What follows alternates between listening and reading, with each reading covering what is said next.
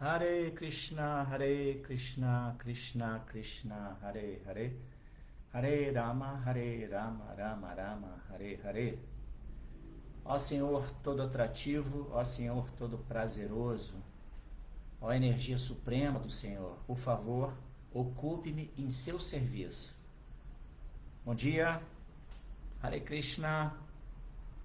Essa turma bacana que já está se conectando aqui pelo Facebook, pelo Instagram com a ISKCON Rio de Janeiro, para essa transmissão de hoje, continuidade dos estudos diários do Srimad Bhagavatam. Lembrando, sempre de segunda a sábado, 8 da manhã, Srimad Bhagavatam, e aos domingos, também no mesmo horário, a leitura do Sri Krishna Chaitanya Charitamrita. Que é a biografia do Senhor Krishna Chaitanya Mahaprabhu, que estabeleceu o Yuga Dharma, ou seja, o processo muito poderoso da glorificação dos nomes de Deus para essa era que a gente está vivendo agora, a era chamada de Kali Yuga, a Babilônia milhão, gente? Então, para essa Babilônia milhão, a gente precisa de um processo que seja efetivo, eficaz, para poder nos tirar desse turbilhão, dessa vida louca. Mas, enfim, me chamo Mahaprabhu Kripadasa, você que não me conhece. Bom dia, Isvari, Ademas Alves, Manharae Bigaer, Pontes da Vila, Aquela Rajiv, Cristiane Oliveira e o Pedro Fragrans. Vocês que estão aqui pelo Instagram, muito legal, também aqui no Face, a turma que está acompanhando. Obrigado a todos vocês. Lembrando, você ao longo dessa leitura de hoje, bom dia, Pontes da Vila. Obrigado, bom dia. Lembrando que você que está acompanhando a leitura hoje, na medida que você observe questões a serem acrescentadas com seus comentários, é sempre muito bem-vindo o comentário de todo mundo que participa, porque aqui a ideia é uma via de mão dupla. Eu estou sendo um facilitador, mas eu me nutro com o posicionamento de vocês também, inclusive para debater de forma proativa eventuais até discordâncias, Por que não? A ideia é a expansão do nosso campo de percepção, do nosso campo de visão, para que a gente possa caminhar cada vez mais na direção daquilo que importa, que é o desenvolvimento da nossa consciência, o aperfeiçoamento, Autoconhecimento e autoaperfeiçoamento sob a guia de pessoas que são referência, como, por exemplo, Bhaktivedanta Swami Prabhupada, que foi quem nos trouxe todo esse manancial de conhecimento dos Vedas. O Srimad Bhagavatam se notabiliza como uma escritura realmente fantástica, reveladora, e que permite nos impulsionar para o caminho correto na condução das nossas vidas, sob a perspectiva exatamente espiritual, que é aquilo que revela a nossa identidade, como almas espirituais, espíritos, enfim, corporificados, como estamos nesse mundo transitório e temporário. Então vamos lá. Om Namo Bhagavate Vasudevaya. Om Namo Bhagavate Vasudevaya. Om Namo Bhagavate Vasudevaya. Deixa eu ver aqui o volume, se está legal. Aqui também.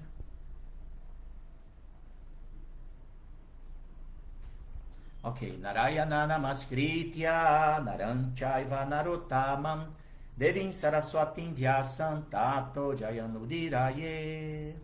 Antes de se recitar este Srimad Bhagavatam, que é o verdadeiro meio de conquista, deve-se oferecer respeitosas reverências à personalidade de Deus Narayana, a Nara Narayana Rishi, o ser humano supremo, a mãe Saraswati, deusa da sabedoria, a Srila Vyasadeva, o compilador, e a Srila Prabhupada, o propagador. Hare Krishna. Haridarshana, bem-vindo. Haridarshana aqui mandando uma reverência a todos que acompanham. Então vamos lá, eu vou ler hoje, estamos no terceiro canto, capítulo 1, vai ser o verso número 40. Temos aqui um tópico bastante complexo, tá? E o Srila Prabhupada tece os seus comentários, né, o seu significado de forma, como sempre, brilhante. E vamos lá tentar extrair todo o néctar que está contido nesse shloka e no significado de Srila Prabhupada. Então o verso é o seguinte. Aho pritapi diryate ribakarte rajarsi varena vinapitena jastu ekaviro dirato vijigye danur dvitya kakubas chatashraha. Aho, ó meu Senhor, prita kunti, api também, diryate, suporta viver. Arbaka arte, por causa dos filhos órfãos. Rajarshi, rei Pando. Variena, o melhor. Vina api, sem ele. Tena, a ele. Yaha, aquele que. Tu, mas. Eka, sozinho. Viraha, o guerreiro. Adirataha, comandante. Vidigye, pôde conquistar. Danuhu, o arco. Dvityaha, o segundo. Kakubaha, direções. Chatasraha, 4. Então vamos lá, tradução e depois o significado dados por sua divina graça Bhaktivedanta Swami Srila Prabhupada Ki Jai. Ó meu Senhor, Prita ainda vive? Ela só vivia por causa de seus filhos órfãos. Senão, para ela seria impossível viver sem o rei Pando, que fora o maior dos comandantes e que sozinho conquistara as 4 direções simplesmente com a ajuda de um segundo arco. Vamos ao significado. Uma esposa fiel não pode viver sem seu amo, o esposo, e por isso todas as viúvas costumavam abraçar voluntariamente o fogo ardente que consumia o esposo morto. Este costume era muito comum na Índia, porque todas as esposas eram castas e fiéis a seus esposos. Mais tarde, com o advento da era de Kali, as esposas gradualmente começaram a ser menos apegadas a seus esposos, e o abraço voluntário dado pelas viúvas no fogo tornou-se uma coisa do passado. Muito recentemente, o sistema foi abolido, visto que o sistema voluntário tinha se tornado um costume social forçado. Quando Maharaja Pando morreu, ambas as suas esposas, a saber, Kunti e Madri, estavam dispostas a abraçar o fogo, mas Madri pediu que Kunti vivesse por causa dos filhos pequenos, os 5 Pandavas. Kunti acedeu a este pedido, depois de ser solicitada também por Vyasadeva. Apesar de sua grande perda, Kunti decidiu viver não para gozar da vida na ausência de seu esposo, mas somente para dar proteção aos filhos.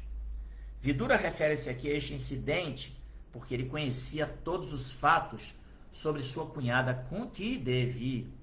Subentende-se que Maharaja Pando era um grande guerreiro e que ele sozinho, com a ajuda de arco e flecha, pôde conquistar as 4 direções do mundo. Na ausência de um esposo assim, era quase impossível que Kunti continuasse a viver, mesmo como uma viúva. Mas ela teve que fazê-lo por causa dos 5 filhos. Om Agyanatimirandasya Gyananjana Shalakaya Chakshurum Militanjena Tasmai Shri Gurave Namaha. Eu nasci na mais obscura ignorância, e o meu mestre espiritual está abrindo os meus olhos com o archote do conhecimento. Ofereço-lhe, portanto, as minhas mais humildes e respeitosas reverências. Namam Vishnu Padaya Krishna Prestaya Bhutale Shri Mati Bhakti Vedanta Swamini Tinamine Sirupa Si Sanatana Bhata Raghunatha Sidiva Gopal Bhata Dasa Raghunatha Sadhu Goswami Prabhus Ki Jai Vanchakal Patarubhyascha Kripa Sindhubhya Eva Cha Patitanam Pavanebhyo Vaishnavebhyo Namo Namaha. Ofereço as minhas mais humildes e respeitosas reverências a todos os devotos Vaishnavas, devotos puros do Senhor, que estão cheios de compaixão por nós, almas caídas, e que são assim como árvores dos desejos, porque são capazes de satisfazer os desejos de todo o mundo. Jaya Sri Krishna Chaitanya Prabhu Nityananda Shri Advaita Gadadhara Shivasadi Gora Bhaktavrinda Hare Krishna, Krishna Krishna, Hare Hare, Hare Rama, Rama Rama, Hare Hare. Então, voltando aqui ao verso, Aroprita Pidiryateri Bakarte Rajarsi Variana Pivinat Pitena Jastu Ekaviro Dirato Vidige Danur Dvitya Kakubas Chatasraha. Ó, meu senhor, Prita ainda vive. Ela só vivia por causa de seus filhos órfãos, senão para ela seria impossível viver sem o rei Pando, que fora o maior dos comandantes e que sozinho conquistara as 4 direções, simplesmente com a ajuda de um segundo arco. Então, gente, a gente está aqui no início, né? Quer dizer, já no início ainda do 3º canto, que é o 1º capítulo, intitulado Perguntas de Vidura. E aqui nós temos assim o contexto é Vidura indagando sobre a vida de grandes personalidades, grandes acharyas, referências para a vida, né? Assim, então ele vem discorrendo, indagando sobre a vida de Arjuna, ele vem perguntando como estava Maharaj Yudhishthira, sobre os Pandavas em geral, e sobre Aniruddha, sobre grandes personalidades como Ridika, Charudeshna, Gada, filho de Satyabhama, e por aí vai. O ponto é que essas indagações de Vidura, elas permitem que ao se abordar tópicos sobre essas grandes personalidades, a gente ali tenha contato com referências, né, sobre o comportamento dessas grandes almas. No caso aqui, ele está perguntando sobre Prita, que é Kunti Devi. Kunti é, enfim, a mãe dos Pandavas, né? E, portanto, é uma pessoa exaltada, né? Uma pessoa de grande destaque, de grande notoriedade. E aqui, inclusive, se destaca o comportamento dela, no sentido de que, em vez de seguir costumes, né, de, assim, viúvas, ela, devido ao Dharma, exatamente o fato de que ela precisava cuidar dos seus filhos, ela, portanto, aceitou esse desafio de sozinha educá-los, protegê-los, enfim. Hoje em dia é muito difícil isso, né? A gente sabe, uma mãe, por exemplo, que em Kali Yuga, diante do exagerado número de divórcios, de separações entre casais, consequentemente não é incomum as mães terem que educar seus filhos sem o apoio do parceiro, né, do pai, daquelas crianças. Isso se torna bastante penoso, é um grande desafio. Claro que produz muita honradez, né, esse esforço de se criar os filhos, né, de uma mulher criar os filhos sozinho, é glorioso de fato, entendeu? Mas enfim, Kunti aqui no caso, nesse contexto, ela ficando viúva, ela pegou e, não, vamos lá, vou cuidar dos meus filhos para poder, enfim, dar-lhes proteção. O ponto aqui principal que a gente deve entender, é claro, o significado de Srila Prabhupada, ele revela uma conduta usual de viúvas que é um tanto quanto assim inconcebível para nós que somos seres que nascemos em Kali Yuga. É muito difícil isso, imaginar, conceber uma viúva que, ao perder o seu marido, tendo seus filhos já crescidos, já capazes de se autogerirem, de se autossustentarem, elas praticavam essa renúncia, né? Mas aí a gente está falando de almas que muito avançadas, entendeu? Muito avançadas, em que a perspectiva de vida ela não se limita a esse frame de existência no qual nós nos encontramos. É uma vida que está calcada numa perspectiva muito mais ampla, identificando-se como alma espiritual e como essa passagem aqui, transitória, como um frame da existência, em que o objetivo da vida não é desfrutar, não é a gratificação dos sentidos, mas sim autoconhecimento, autoaperfeiçoamento. Para o quê? Para descortinar a nossa identidade de almas espirituais, servos amorosos eternos da Suprema Personalidade de Deus e nos reconectar com esses princípios e com esse serviço prático amoroso a Deus. Então nós estamos falando de Dharma Patnis. Dharma Patnis são exatamente essas almas avançadíssimas, tá? Esposas que estão inseridas perfeitamente dentro do princípio dármico. Tá? Esse é o primeiro ponto que a gente deve entender. No sexto canto do Srimad Bhagavatam, aliás, na verdade, no quarto canto, eu separei aqui, capítulo 26, verso número 16. Existe uma citação de Srila Prabhupada, bastante pertinente, em que ele vai falar sobre essa questão, né? A importância das almas espirituais corporificadas em formas femininas, tá? É importante a gente entender isso, né, gente? É diferente de você falar, de uma mulher. Não, peraí, uma alma espiritual corporificada numa forma feminina. Tá? Senão a gente não vai partir do ponto da premissa básica de se entender as coisas pelo olhar da espiritualidade, da realidade, do absoluto. Tá?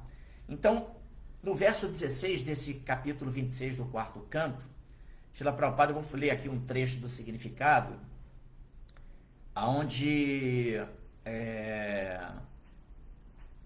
a tradução é a seguinte, tá? Desse verso. Por favor, dizei-me onde está aquela bela mulher que sempre me salva quando estou afundando no oceano de perigo. Dando-me boa inteligência a cada passo, ela sempre me salva. Olha só o contexto da situação, né? A importância da alma corporificada de uma forma feminina, né? De uma mulher no auxílio, no desenvolvimento espiritual do seu parceiro, do seu companheiro, do seu esposo.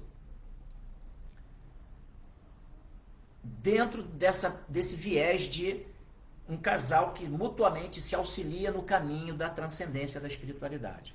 Então, Srila Prabhupada, ele fala assim no seu significado: não há diferença entre uma boa esposa e boa inteligência.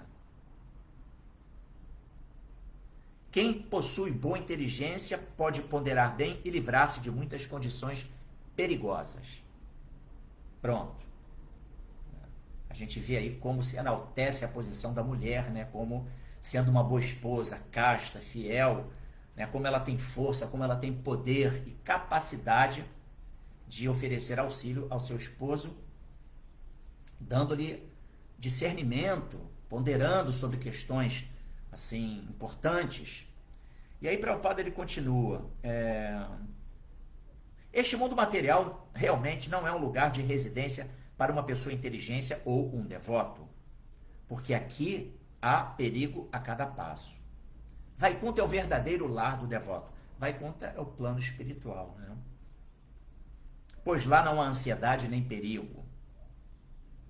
Boa inteligência significa tornar-se consciente de Krishna, consciente de Deus.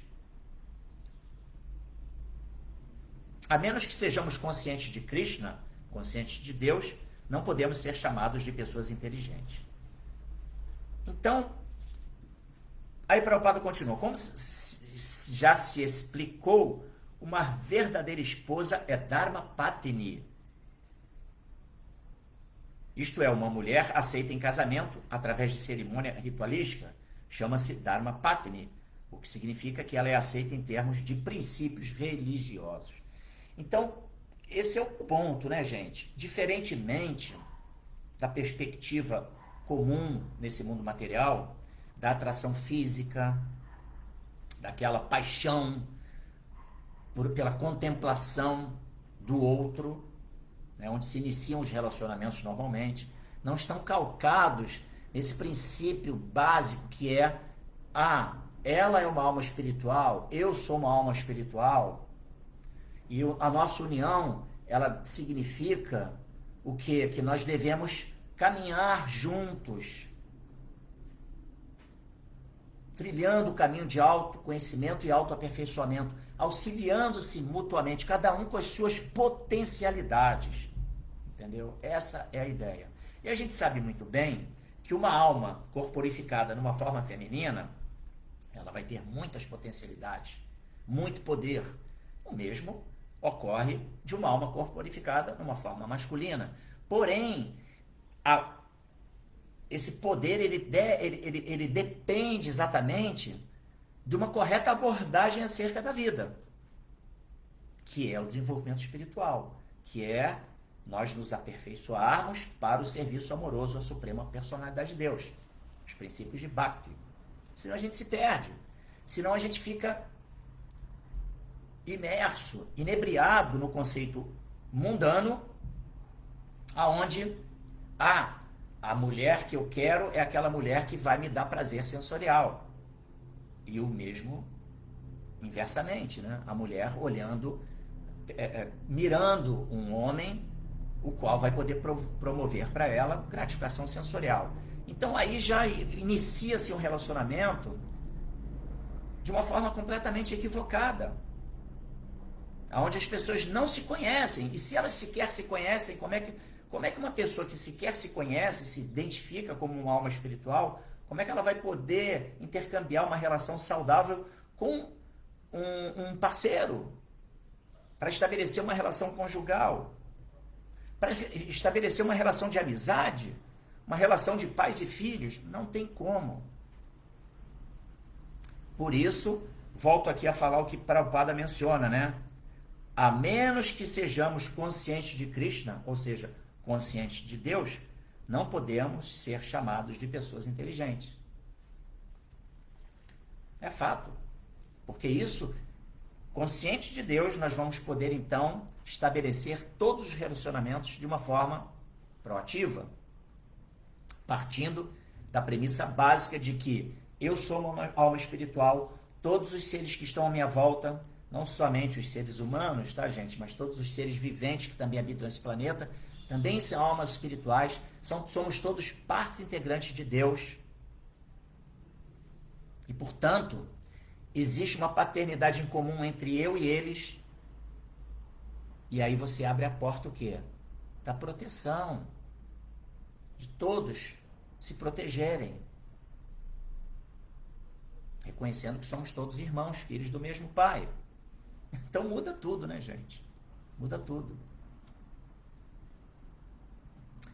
Então esse é um primeiro ponto que eu acho interessante, né, de nós entendermos. Esse verso aqui, né, o verso que eu li,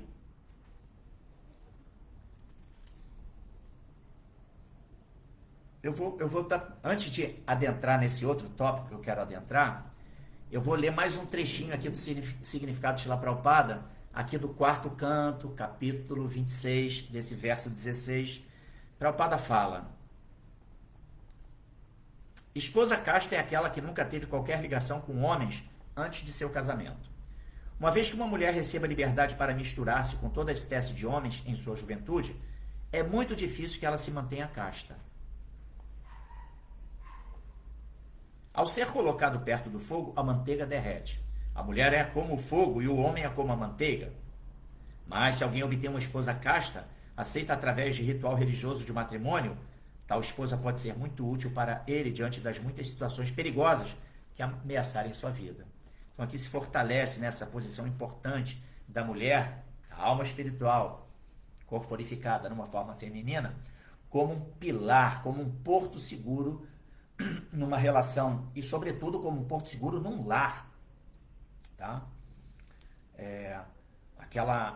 Aquele abrigo acolhedor aos filhos, na proteção dos filhos, na educação.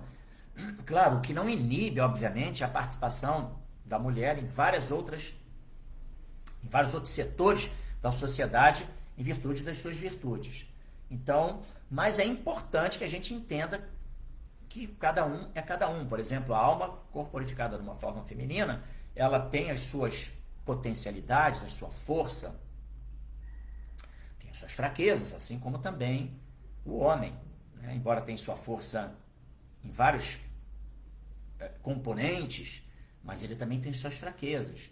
Então é uma combinação que se harmoniza, aonde se permite exatamente a formação de um alicerce seguro, sóbrio, lúcido, para que ambos possam caminhar mutuamente. Então essa é a ideia. Tá? Claro, hoje em dia a gente sabe que nessa era que a gente está vivendo, existe uma perdição muito grande, né? Como eu mencionei, os relacionamentos se iniciam a partir de uma perspectiva equivocada, com a visão de homens e mulheres, corpos, né? E dentro daquela percepção de gratificação dos sentidos, de produzir prazer. Então, isso é muito desafortunado. E por isso, a gente observa um número assim altíssimo de separações, de divórcios. Inclusive, é um fato que no período da pandemia do Covid-19, onde as pessoas tiveram que se relacionar com muito mais proximidade, não é verdade? Devido à questão do isolamento. Então, o pouco preparo, a ausência de conhecimento dos princípios espirituais fez com que o número de divórcios ele aumentasse exponencialmente. Porque uma coisa é você viver num lar com a sua esposa ou com o seu marido, com o seu companheiro, com o seu parceiro, enfim. E você acorda de manhã, toma um café da manhã e vai para o seu trabalho, seu marido também, ou enfim. Ambos vão trabalhar, trabalham durante horas, se reencontram à noite, e aí conversam sobre as questões da vida, as realizações do dia, depois vão dormir, enfim. É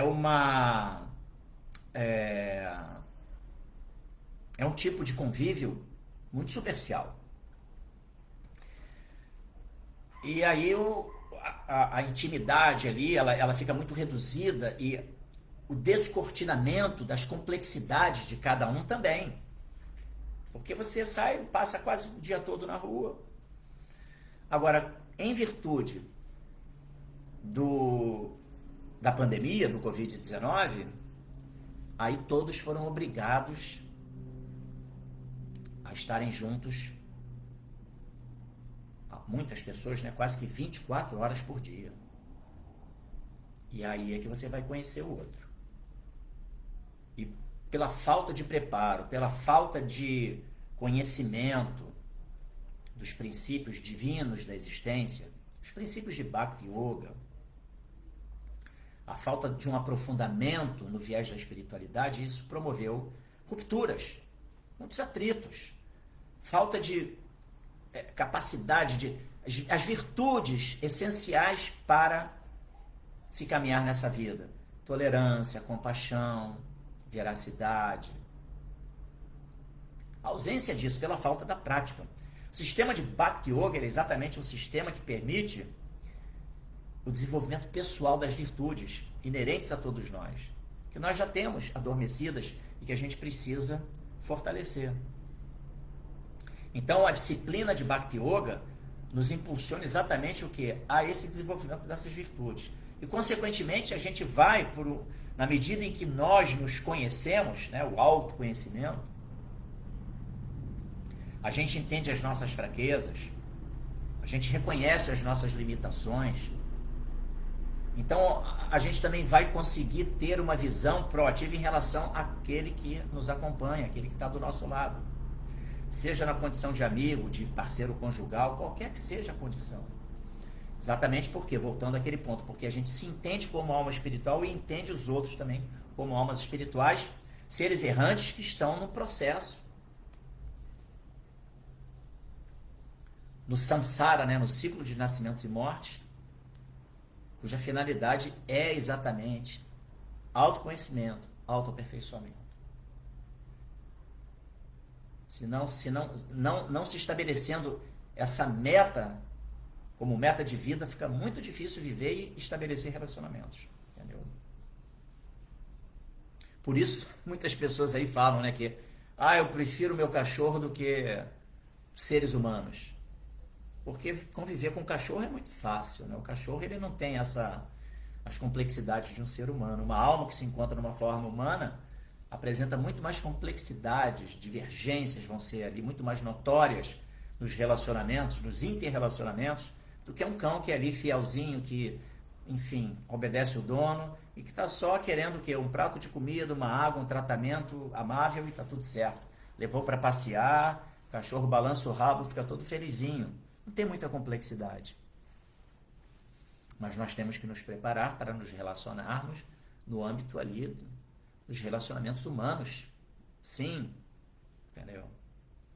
É isso que vai nos conduzir à capacidade de, quem sabe, num futuro, sermos aptos a servir adequadamente a suprema personalidade de Deus. Tudo começa aqui, né? Começa nos relacionamentos. Por isso, inclusive, tem um ditado que é muito utilizado pelos crentes, né, protestantes, que fala família, uma ideia genial de Deus.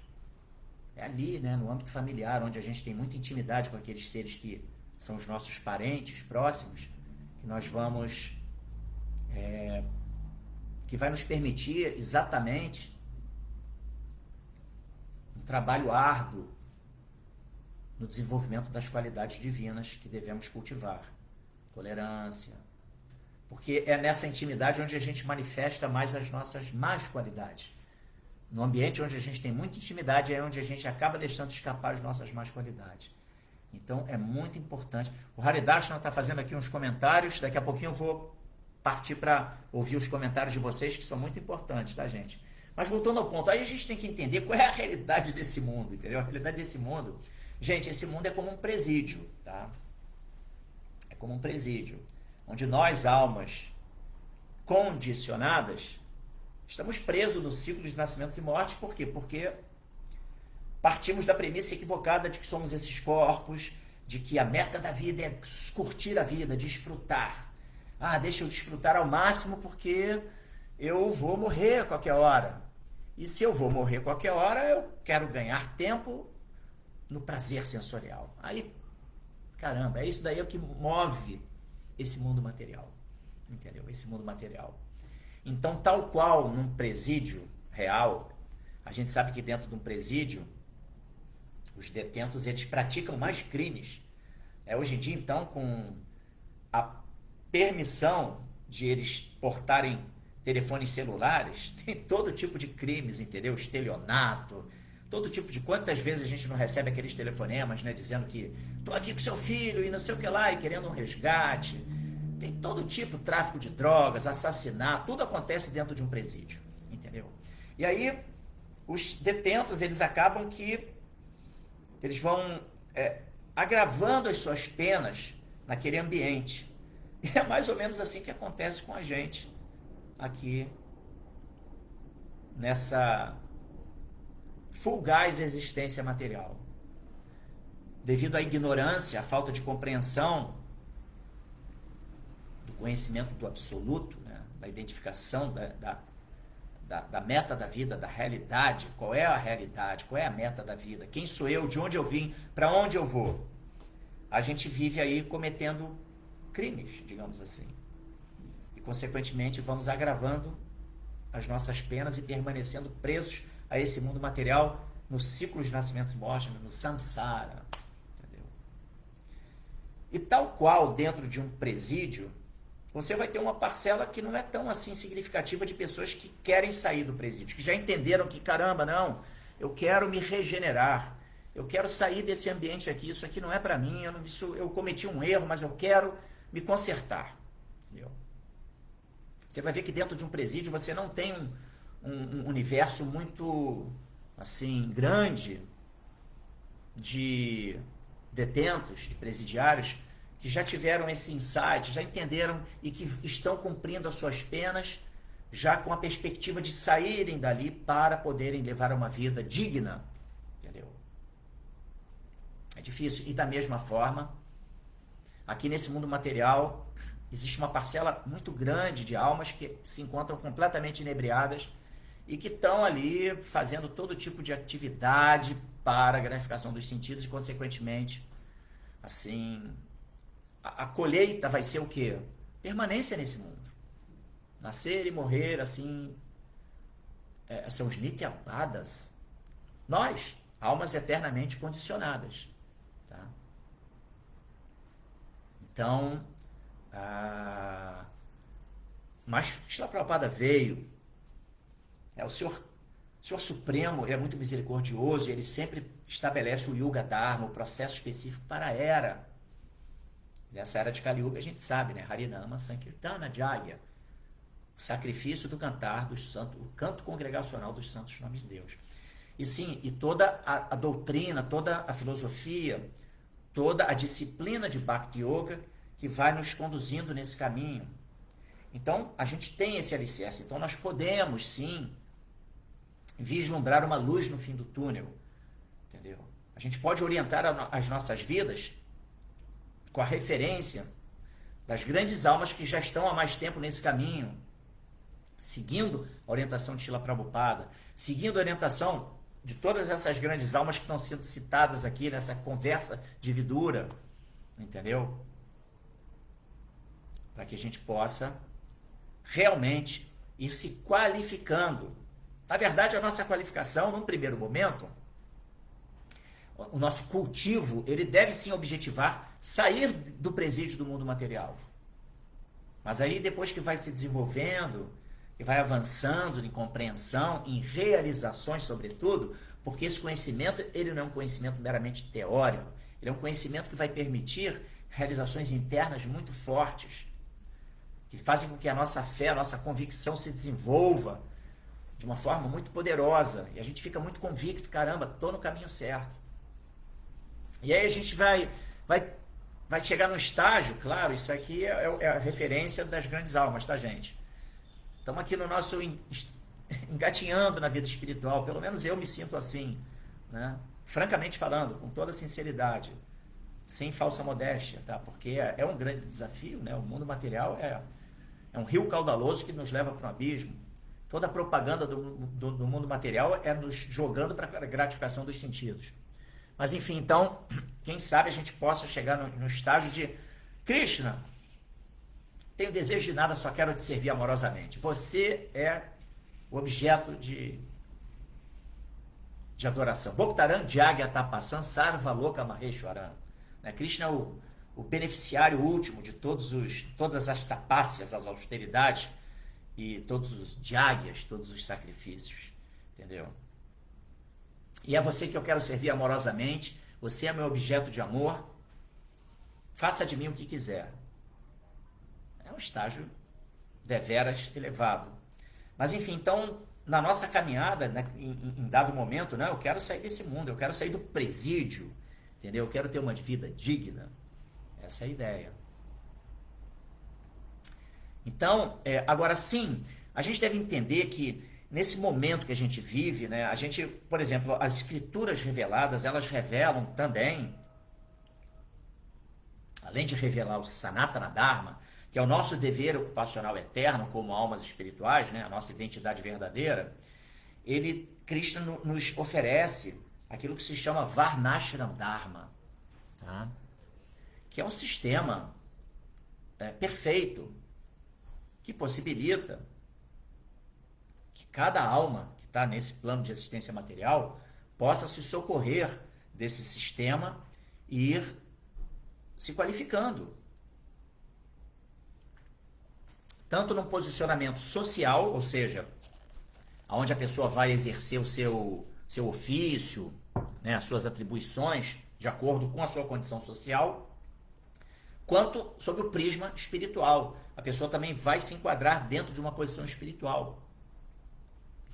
E aí cada macaco no seu galho, cada um, né, com as suas capacidades, com os seus defeitos, mas inseridos dentro do Varnashram Dharma. Isso permite que a pessoa vá exatamente avançando em compreensão, no cumprimento do Dharma, entendeu? Do seu dever ocupacional que ele deve exercer também perante esse mundo. E ir se qualificando para a sua readequação dentro dos princípios do Dharma eterno, ou seja, do Sanatana Dharma. Revelando-se como alma espiritual, aperfeiçoando-se para essa condição e para o serviço amoroso a Deus. Varnashram Dharma hoje é algo que ele só está sendo assim compreendido no âmbito devocional, entendeu? Espiritual. Só dentro de um ambiente espiritual e sim, e sobretudo, pode parecer um proselitismo da minha parte, mas quem está estudando Bhagavatam, entendeu? Quem estuda o Bhagavad Gita, senão fica muito difícil compreender essa estrutura social e espiritual estabelecida pela própria Suprema Personalidade de Deus como um socorro para as almas condicionadas, para nós, entendeu? Agora, o ponto é que os Shastras, as escrituras reveladas, eles não são atrativos para almas assim que ainda estão muito inebriadas nesse mundo material. Por isso, muitas pessoas, hoje em dia, sobretudo, ridicularizam a espiritualidade. Ridicularizam Deus, entendeu? Elas não estão vendo a cor da bola. Então, elas não se atraem por esse tipo de conhecimento, porque elas estão muito mergulhadas na gratificação dos sentidos, na obtenção de prazeres mundanos. Isso é simples de se observar, né, gente? A gente pega, por exemplo, uma mídia como o Instagram, o próprio Facebook, todas essas mídias, você vê lá, eles postam qualquer tipo de, assim, de contexto, né? Qualquer publicação assim mundana, muito até de baixo conteúdo moral, de consciência, e aí milhões de views, de curtidas. Aí você pega uma publicação que está ali focada em conceitos, não vou nem dizer de espiritualidade, tá? Mas conceitos éticos, morais. O número de acessos, de curtidas é muito pequeno, é muito menor do que as baboseiras que são publicadas na internet. Esse é um fato, entendeu? Então, não é fácil lidar em Kali Yuga com esse poderoso sistema de propaganda do mundo material, sabe? Que força, né? Enfia goela abaixo de todo mundo a ideia de que vamos curtir a vida porque a vida é curta. E aí propaganda, propaganda e propaganda para todos os tipos de atividades inauspiciosas, degradadas, que não formam caráter e que não permitem muito menos, né, o que dizer, né, desenvolvimento espiritual, sabe? O fato é que esses maus exemplos, né, que a gente tem no mundo hoje, eles arrastam, né, cada vez mais as almas condicionadas para o abismo do mundo material. Esse é um fato. A gente tem, por exemplo, Isso é um fato muito... A gente sabe, por exemplo, na Bhagavad Gita tem um verso, capítulo 2, verso 62, que fala Dhyato Vishaya Punsa Sangas Teshu Pajayate Sangas Sanjayate Kama Kama Krodo Vijayate. O que esse verso fala? Ele fala que da contemplação dos objetos dos sentidos surge o apego. E aí vem o que? A luxúria. A luxúria como um elemento, que é aquele elemento que faz assim, a gente pensar que aquilo ali é para me dar prazer, para o meu bel prazer. Sabe? E tudo se inicia, todo o ponchahá, o apego, ele se inicia quando se contempla alguma coisa. E aí você equivocadamente se vendo como o centro da vida, né? Porque no mundo material nós, almas condicionadas, a gente se entende como o centro da vida, onde tudo que está ao nosso redor é para nos dar prazer. A gente contemplou, aquilo ali é um objeto para o meu prazer. Então já começa aí a equivocada percepção e aí desenvolve-se a luxúria, que é exatamente o desejo de gratificação dos sentidos. Então tudo começa pela contemplação. Então nessa era que a gente está vivendo, com a degradação que nós vivemos, com a propaganda desenfreada de valores completamente degradados, de cultivo de prazer, é muito complicado viver nesse mundo. Aí temos lá no 6º canto do Srimad Bhagavatam a história de Ajamila, que era um brahmachari, um brahmana, muito correto, e que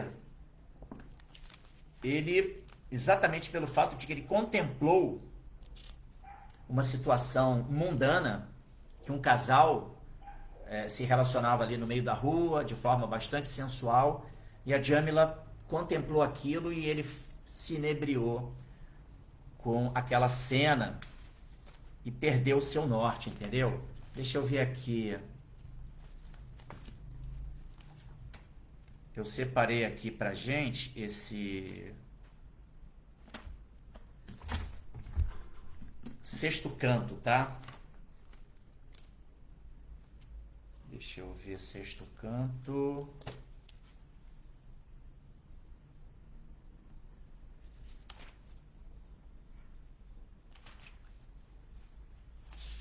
É interessante para contextualizar essa situação.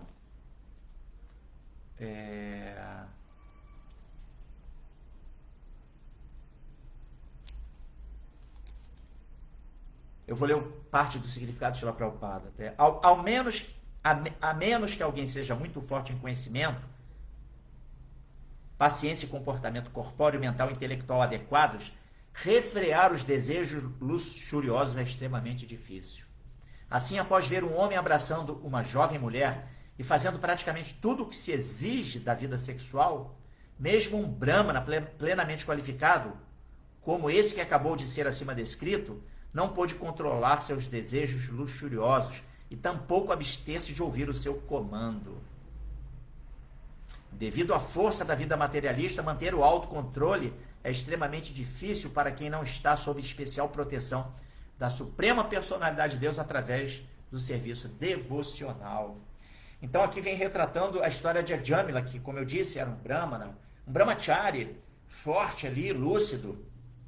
Mas um dia, caminhando pelas ruas, ele se defrontou com um casal, né? E o homem estava ali completamente inebriado e trocando carícias de uma forma muito profunda com a sua parceira. E a Jamila contemplou aquela cena e aquilo levou ele à derrocada, entendeu? Essa história é bastante interessante, a famosa história de Ajamila. Eu não vou contar o final, você leia o Srimad Bhagavatam, acompanhe aqui os nossos estudos, que vamos chegar lá ainda no 4º canto. Aliás, desculpe, aqui é o 6º canto. Mas o fato é que esse é um fato, uma questão essencial da gente entender, entendeu? Que aqui teve um comentário breve, aqui eu vou fazer esse comentário breve do Marcos Maria Branquinho, não pode dar a segunda olhada, exatamente isso. Você bateu o olho, viu uma cena que é inapropriada, desvia o olhar, foca, Krishna, não quero isso para mim. Eu sou uma alma, eu quero serviço devocional. Muito bom comentário, Marcos Maria Branquinho. Não dê a segunda olhada, entendeu? Não contemple, não se aprofunde na contemplação. E sim, gente, isso é muito difícil hoje. Se você liga um veículo de comunicação, uma televisão, mesmo aqui as mídias todas, caramba, o número de enxurrada de informações que nos levam para contemplar situações que não são favoráveis para a vida espiritual é absurda, entendeu? Então a gente tem que ter esse cuidado. Por isso, tá? Srimad Bhagavatam, primeiro canto, capítulo 2, verso número 6. Savai punsam paro dharmo jato bhaktira doxaja haitukia pratihataya yatma suprasidati. O que esse verso fala aqui? Paro dharmo, esse conhecimento, ele é o Dharma Supremo.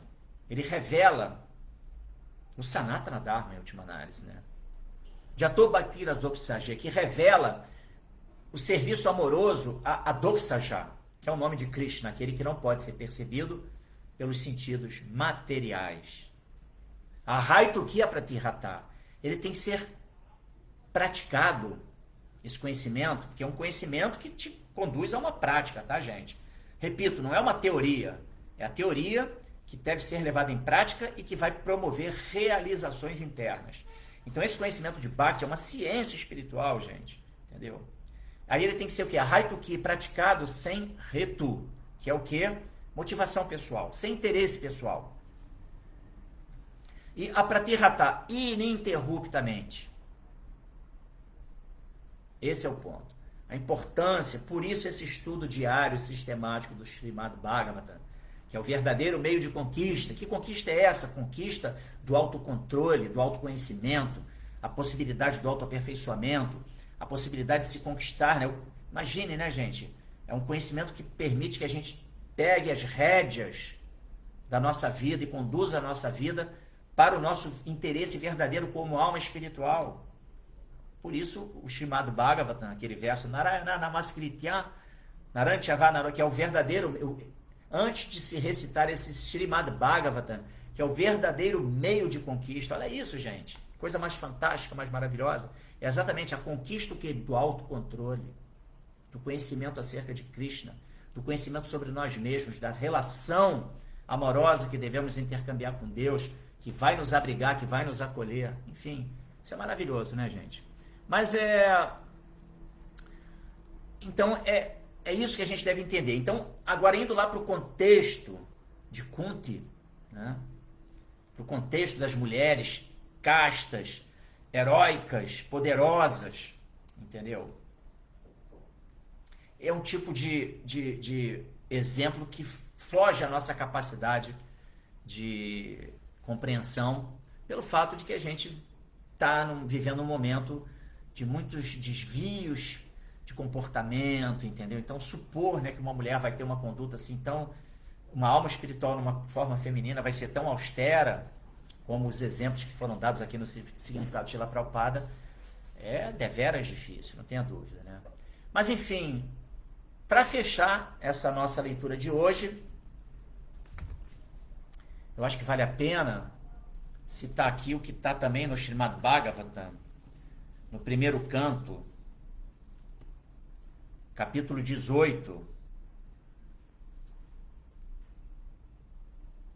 verso 44. O que acontece, gente? Tudo isso que está acontecendo hoje, nessa era moderna, isso tudo foi previsto há mais de 5.000 anos atrás. Tá? O Srimad Bhagavatam se notabiliza como uma escritura que foi compilada há mais de 5.000 anos atrás por Srila Vyasadeva, e existe o registro dessa era de Kali como sendo uma era muito inauspiciosa. Kali Yuga começou há pouco mais de 5.000 anos atrás. Tá? E aí, aqui no capítulo 18, verso 44, se fala o seguinte: devido ao término dos regimes monárquicos e ao saque da riqueza do povo por ladrões e salteadores, haverá grandes convulsões sociais. As pessoas serão mortas e injuriadas, e os animais e as mulheres serão roubados. e nós seremos os responsáveis por todos esses pecados. Olha isso, gente. Nessa altura, as pessoas em geral, verso 45, se desviarão sistematicamente do caminho de uma civilização progressiva com respeito às ocupações qualitativas das castas e ordens da sociedade e aos preceitos védicos. Assim, elas serão mais atraídas pelo desenvolvimento econômico para o gozo dos sentidos. E, como resultado, haverá população indesejada ao nível de cães e macacos. Esse é o Bhagavata, tá, gente? Então, isso está tudo revelado no Srimad Bhagavatam.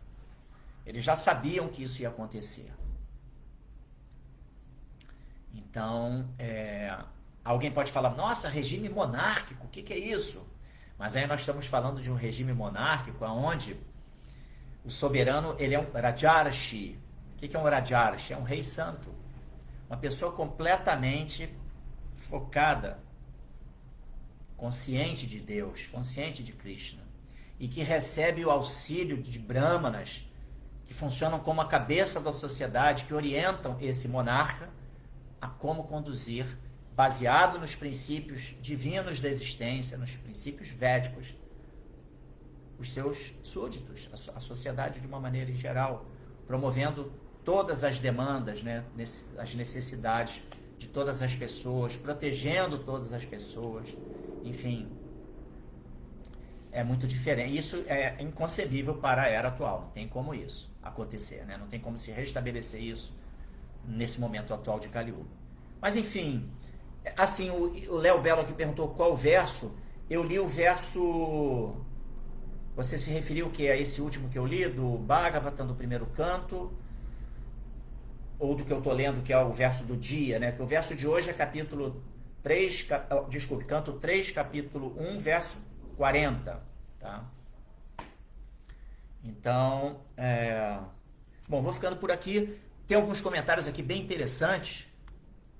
Deixa eu ver aqui esses comentários. Vou começar lá do início. Bodhanatattva Das, Haribol, todas as glórias a Srila Prabhupada, querido Bodhanatattva aqui. O Haridarshan, ele fala, castidade partindo do princípio de a mulher ou o homem já ter tido um relacionamento prévio elimina 99,9% das mulheres e dos homens na atmosfera de Kali Yuga.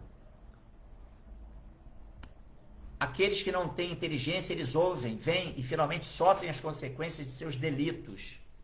Ainda assim continuam ao lado sombrio da vida. Inteligência de primeira classe é aceitar pelo ouvir. Aí o Marcos Maria Branquinho fez aquele comentário bem pertinente, né? Não pode dar a segunda olhada.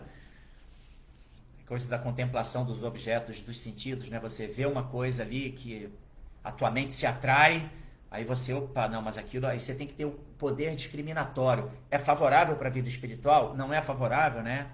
Yama niyama, né? Aceitar tudo que é favorável, rejeitar tudo que é desfavorável. Entendeu? A Haridarshana também comenta aqui, na condição de prisioneiras do mundo material, as pessoas não se atraem às coisas nobres e puras, mas sim às coisas degradantes, sombrias e abomináveis. Inteligência de Kali Yuga. Tá?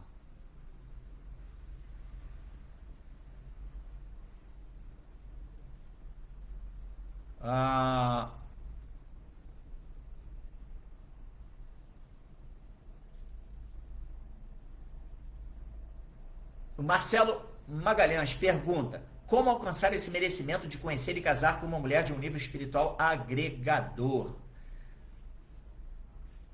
Então, um cultivo, né?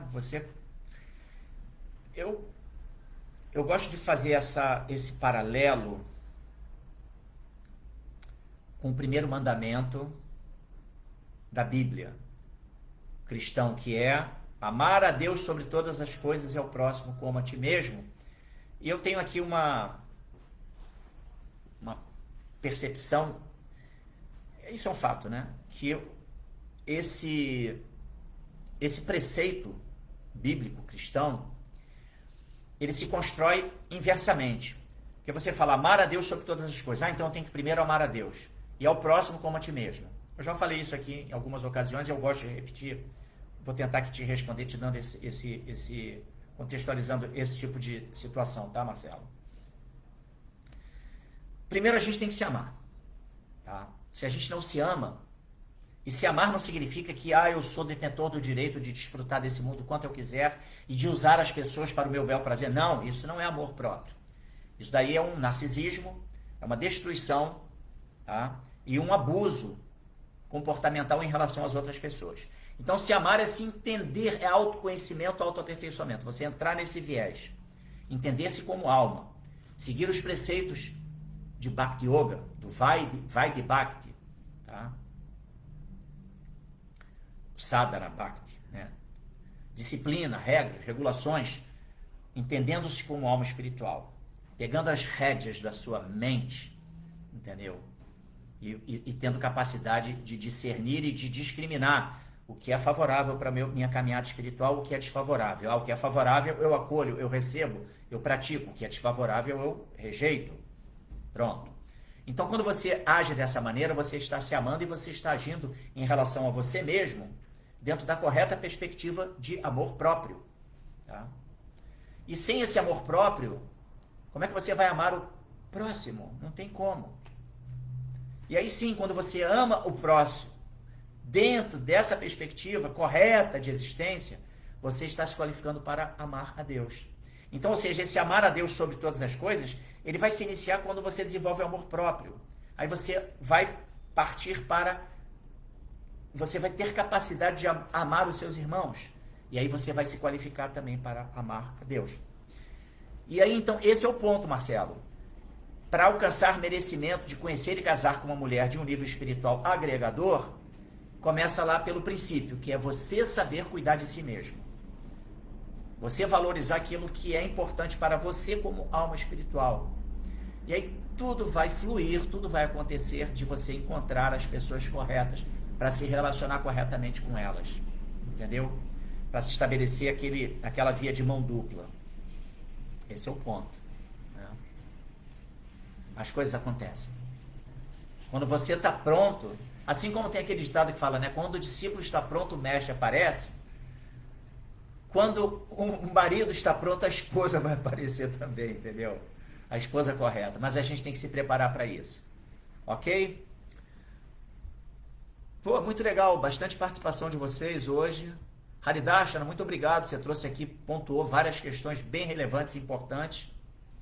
E aqui no nosso Instagram, eu vou também aqui ver quem comentou, tá?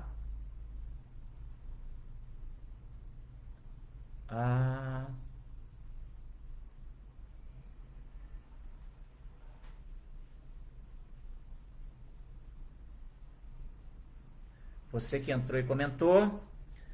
O Ademas Alves mandou aqui um Hare Krishna, Hare Hare.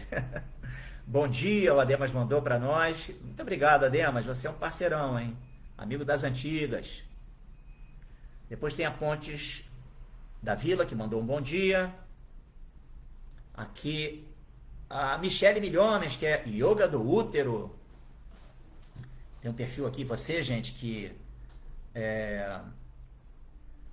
gosta de utilizar o yoga como também um componente, um elemento poderoso para possibilitar o estabelecimento de alicerces para a vida espiritual, porque o yoga é muito poderoso. Inclusive, nós temos todo sábado e domingo, inclusive a Michele Milhomes é hoje coordenadora do programa Yoga para Todos, no Rio Bhakti Center, no Templo Hare Krishna do Itanhangá, e todos os sábados e domingos, 10 da manhã, nós temos lá, são ministradas aulas de yoga, tá bom? Então, aí a Yoga do Útero manda aqui, Hare Krishna, reverência Mahaprabhu, também aceite as minhas reverências. E ela manda também reverências a todos os devotos. Deixa eu ver mais quem aqui comentou.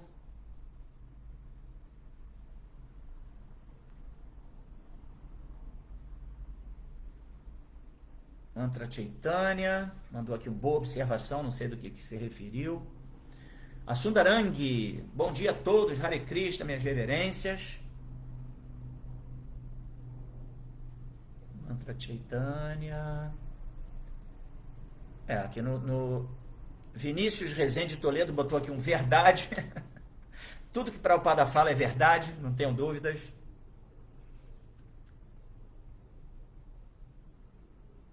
E a Sundarang, gratidão pela aula, eu que agradeço a sua participação também, Sundarang. Então, vou ficando por aqui. Marcos Maria Branquinho mandou aqui um Jai Shila Prabhupada. O Marcelo Magalhães Haribou, todas as glórias aos devotos reunidos. Goura Premanande. Ana Luiz Oliveira também entrou aqui participando. Muito obrigado. Um bom dia também para você, Ana. E domingo também, o Festival Transcendental no Rio Bhakti Center, Templo Hare Krishna do Itanhangá, Estrada da Barra da Tijuca, número 2010. Por favor, participe. É uma forma de você poder ter uma conexão ali presencial com forma prática, né, com princípios da vida espiritual. Todos são muito bem-vindos. É um evento gratuito, 4h30 da tarde, todos os domingos, Festival Transcendental, tá bom? Bom final de semana para todos. Obrigado pela participação de vocês. Fico por aqui. Jai Shila Prabhupada, Hare Krishna. Obrigado, Ana Luísa. Bom dia, Hare Krishna.